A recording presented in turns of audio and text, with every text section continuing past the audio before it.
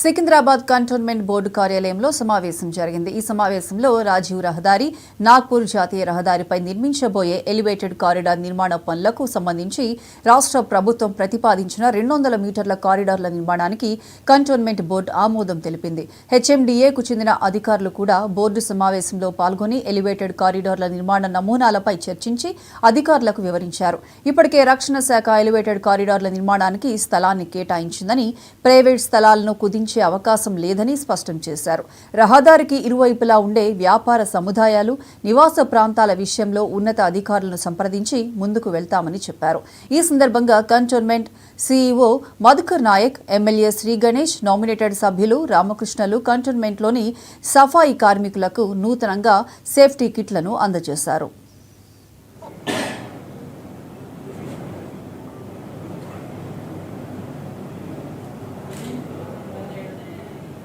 ఏమంటే చాలా మంది అవగాహన లేకుండా సెంట్రల్ గవర్నమెంట్ ఏదో బాకీ ఉన్నట్లు చెప్తున్నారు.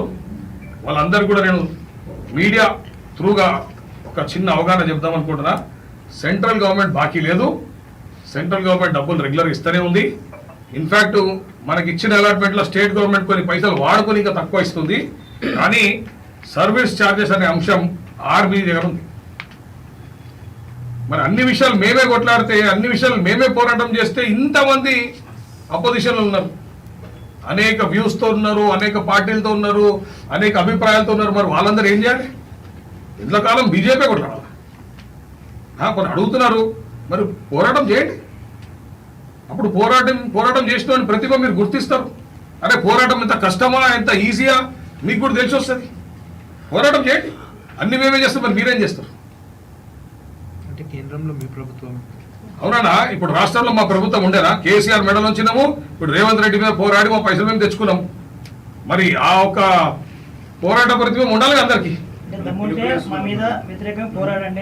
కొట్లాడటానికి చిత్తశుద్ధి ఉండాలా, ఆ పార్టీ కమిట్మెంట్ ఉండాలా, ఆ పార్టీ రైట్ పాత్ లో ఉండాలా, ఇవన్నీ ఉండాలా. గవర్నమెంట్ మీద కేసు వేసుడు అంటే తెల్లారి గవర్నమెంట్ యంత్రాంగం అంతా మన చుట్టూ తిరుగుతుంది.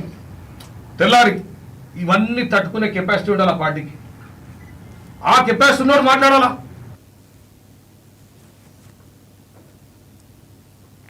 క్వార్టర్లీ బోర్డ్ మీటింగ్ అయింది. సో దాంట్లో మెయిన్ ప్రధానంగా ముఖ్య ఇష్యూస్ ఏంటంటే, ఒకటేమో road development plan. State government HMDA మాకు రోడ్ డెవలప్మెంట్ ప్లాన్ అప్రూవ్ చేయమని చెప్పి పంపించారు. And basically road development plan అంటే ఏదైనా రోడ్ ప్రాజెక్ట్స్ స్టేట్ గవర్నమెంట్ తీసుకునే ముందు ఆ లోకల్ మున్సిపల్ బాడీకి వాళ్ళ రోడ్ డెవలప్మెంట్ ప్లాన్ వాళ్ళు అప్రూవ్ చేస్తారు. ఈ ప్లాన్ తోటి ఏంటంటే బేసిక్లీ వాళ్ళ ప్లాన్ ఆఫ్ రోడ్ ఏదైతే వైడింగ్ చేసిందో ఎలివేటెడ్ కారిడార్స్, అది 60 మీటర్స్ వైడ్ రోడ్కి ప్రపోజ్ చేశారు. ఆ 60 మీటర్స్ వైడ్ రోడ్ ఆల్రెడీ మాకు లాస్ట్ ఇయర్ 2023లో ప్రపోజల్ పంపించినప్పుడే మాకు పంపించారు. ఆ టైంలో మేము ఆల్రెడీ యాక్సెప్ట్ చేశాము 30 + 30 మీటర్స్, అంటే సెంటర్ లైన్ నుండి 30 మీటర్స్. సో ఆ ప్లాన్ ప్రకారంగా ఇప్పుడు వాళ్ళు డీటెయిల్ రోడ్ ప్లాన్ పంపించారు. ఆ రోడ్ ప్లాన్కి కంటోన్మెంట్ బోర్డు ముందు కూడా 2 టైమ్స్ వచ్చింది.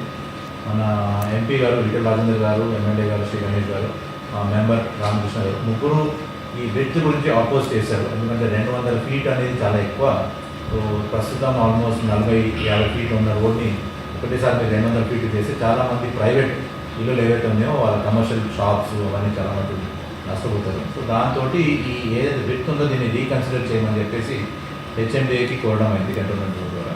సో ఆ లెటర్ మేము ఏదైతే పంపించామో దానికి హెచ్ఎండిఏ రిటర్న్ రిప్లై చేస్తూ ఆ 200 ఫీట్ ఏదైతే ఉందో అది టెక్నికల్గా వారికి అవసరము అండ్ దానికి తక్కువ ఈ రోడ్డు విత్ సాధ్యం కాదన్నట్టుగా వాళ్ళు రాశారు. సో దాని మీద మళ్ళీ టెక్నికల్గా ఏదైతే వాళ్ళు చెప్పారో దాన్ని వచ్చి ఎక్స్ప్లెయిన్ చేయమని చెప్పింది. ఈరోజు బోర్డు మీటింగ్లో వాళ్ళు వచ్చి ఎక్స్ప్లెయిన్ చేశారు మొత్తం cross section of the road ఎన్ని మీటర్స్ ఫ్లై ఓవర్ ఉంటుంది.